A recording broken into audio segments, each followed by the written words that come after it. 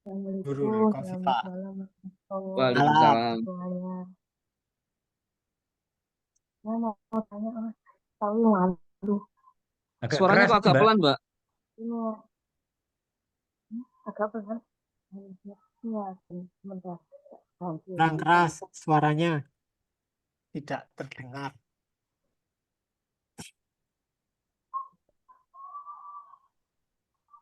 Halo. Pelan, Mbak, suaranya, Mbak. Halo, sudah Mas? Ya, Nah, itu. sip, sip, sip. Halo, sudah? Nah, Sip. Yuk, lanjut, Nah, lanjut.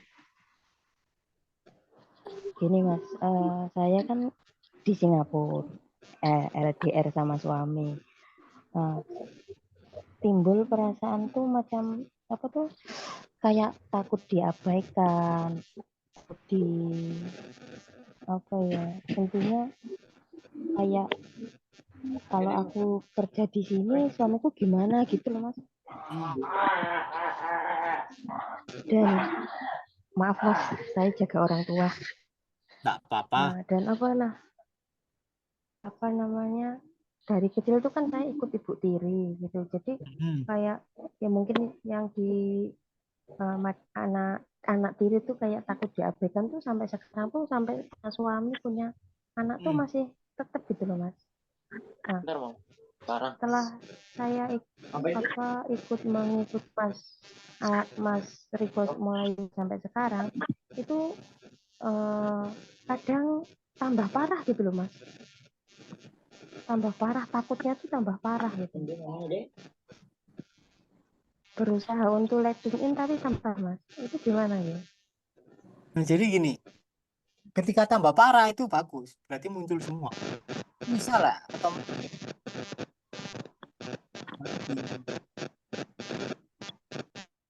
jadi gini, misal pendaman kita adalah air di botol ini. Ketika ini disenggol otomatis kan tumpah. Nah, ketika tumpah dia ngucurnya kan banyak kan. Nah, karena ngucurnya itu banyak dan tak aman, akhirnya kita balikin lagi.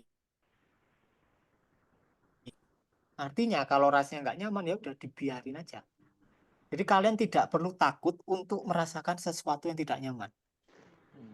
Ini adalah dogma utama yang terpampang di kepala kita masing-masing. Ada ketakutan untuk merasakan rasa yang tidak nyaman.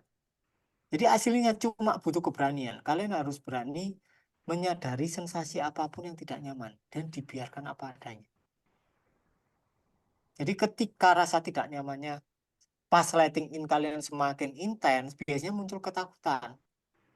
Kok nggak nyaman ya? Apa aku gagal? Apa aku anu? Nah, pikiran semacam itu harus disadari. Itu, oke? Dan yang lebih penting adalah menyadari yang ingin melenyapkan sensasi tidak nyamannya. Atau kalau kasusnya Mbak Nurul adalah mengamati pikiran yang ingin melenyapkan rasa takut diabaikan. Jadi ketika Mbak Nurul mirroring, pasti itu akan muncul lebih intens untuk emosi rasa takut diabaikan. Kalau udah muncul intens ya udah dibiarin aja sampai tumpah semua. Selama ini di dalam udah memang segitu, cuma nggak muncul ke permukaan. Nah, ketika muncul ke permukaan bisa dideteksi oleh kelima indera kita, ya kelihatan intens. Padahal ketika di dalam ya sudah sama intensnya. Jadi disadari saja sampai benar-benar lenyap. Gitu. Oke? Oke, next. Satu lagi Mas, Siap. halo, satu Gimana? ada kalau perasaan pikiran itu eh, apa sama kesadaran itu bedanya apa ya? Perasaan, pikiran sama kesadaran. Jadi pikiran itu adalah objek berupa pemikiran, berupa visual, terus berupa suara yang muncul di kepala. Kalau perasaan itu adalah sensasi yang munculnya di area tubuh, entah itu di leher, entah itu di dada, entah itu di tangan, intinya di area tubuh. Kalau kesadaran adalah ruang bagi semua objek tersebut. tapi juga sekaligus substansi dari objek tersebut.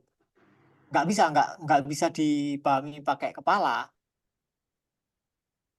Oke, jadi cukup dipraktekkan, mirroring, disadari, lama-lama paham. Oh, ternyata ini kesadaran. Oh, ini substansinya. Oh, ini objeknya. Oh, ini ekspresinya. Oh, ini kesadarannya. Oh, ini ekspresi dari kesadarannya. Nanti paham sendiri. Tapi kalau kita berusaha memahami pakai kepala, nanti jatuhnya hanya sebatas konseptual. Kita merasa sudah mengalami, padahal tersesat. Oke? Paham? Jadi Clear? gini Om ya, pada intinya setiap apapun yang kita terima itu kita bisa bisa menyadari kemudian menerimanya.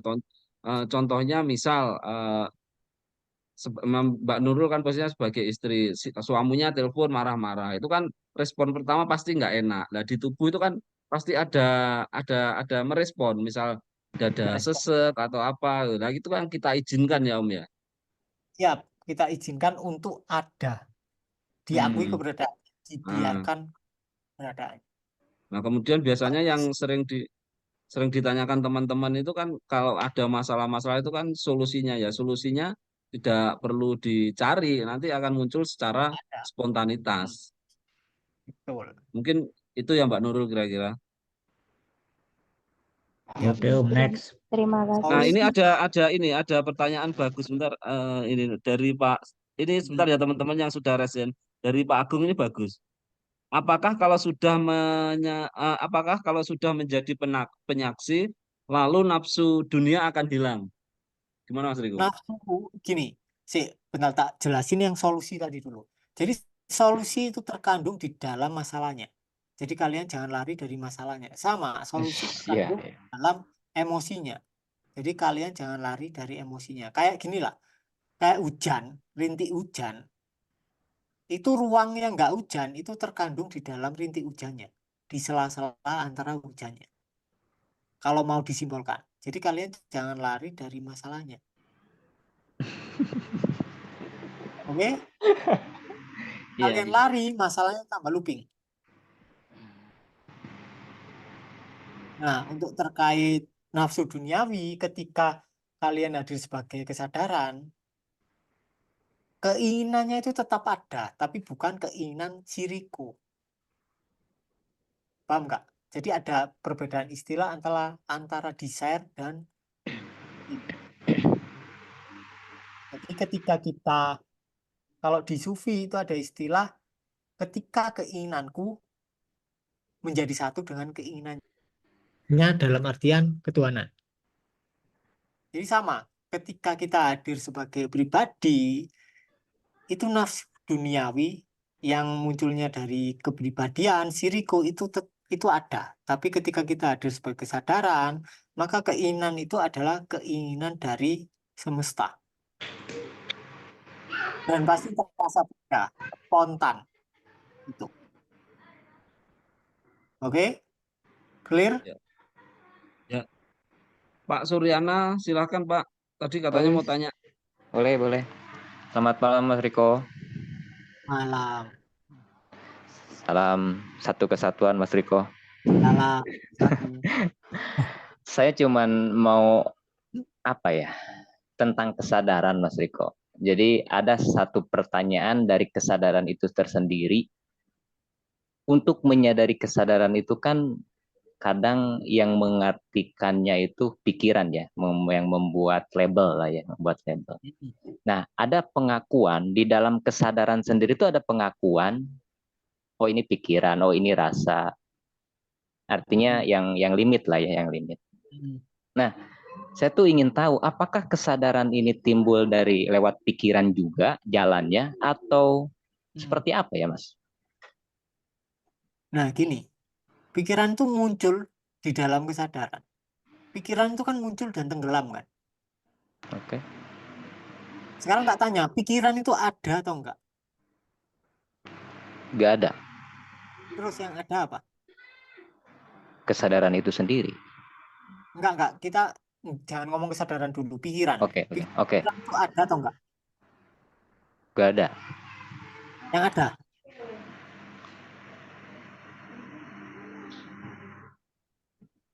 Yang ada?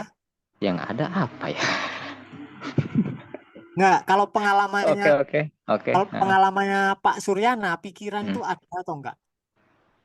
Jangan Pengalaman konsep. saya pribadi sih nggak Kalau ada. menurut Pak Suryana, pikiran itu Nggak ada. ada. Tidak ada. Nah, suara di kepala ada atau enggak? Tidak ada. Suara-suara di kepala Ada, ada, ada kan? ada. Nah, suara-suara itu adalah pemikiran, Oke. tapi geraknya cepat. Mhm. Karena geraknya cepat, satu muncul, terus muncul lagi satu, muncul lagi satu. Akibatnya terasa seperti satu entitas. Kemudian disebut pikiran. Makanya ketika kita menyaksikan pikiran, kita tahu pikiran itu nggak ada. Yang ada hanya pemikiran yang muncul, kemudian muncul lagi, lalu lalang, muncul tenggelam, muncul tenggelam, muncul tenggelam. Karena munculnya terlalu cepat, tenggelamnya terlalu cepat, seakan-akan ada yang dianggap sebagai pikiran atau entitas yang menghasilkan pikiran. Nah, ketika kita menyaksikan pemikiran yang muncul dan tenggelam, otomatis kita tahu pikiran nggak ada, pemikiran hanyalah ekspresi dari sesuatu yang tak berbentuk, yaitu yang menyaksikan. Yang menyaksikan. Nah, kepala nggak bisa nyadari ini. Sampai harus praktek langsung menyaksikan pikiran, menyaksikan pemikiran. Maaf Mas ya, saya potong. Seperti ini Mas, kan Mas Riko pernah bilang di rutinitas pikiran, di saat kita menyadari, mundur sedikit kan gitu ya, mundur sedikit. Jadi saya mengamati pikiran saya, mengamati perasaan saya, mengamati semuanya. Nah, ada pertanyaan dari luar pikiran itu sendiri. Takutnya begini Mas, takutnya yang mengaku kesadaran ini adalah pikiran gitu loh maksudnya. Nah, gini. Ketika ada pertanyaan, maka ya itu adalah pemikiran itu sendiri. Nggak ada sesuatu di luar pemikiran. Oke. Kalau itu objek, ya itu pemikiran. Kalau itu berupa suara, berupa gambaran, ya itu berarti pemikiran. Kesadaran, ketika dikatakan kesadaran adalah keheningan yang belum berekspresi. Ketika berekspresi ya namanya objek. Entah itu pemikiran, kalau berekspresi lebih lanjut jadi material. Oke? Iya, iya. Oke. Next Om. Siap. Agak berat ini. Bisa baca buku Satu Jeda Pak sama Eleftheria Pak. Itu bisa dibaca bolak-balik. Santai, santai. Iya. Ya, siap. Salam. Oke.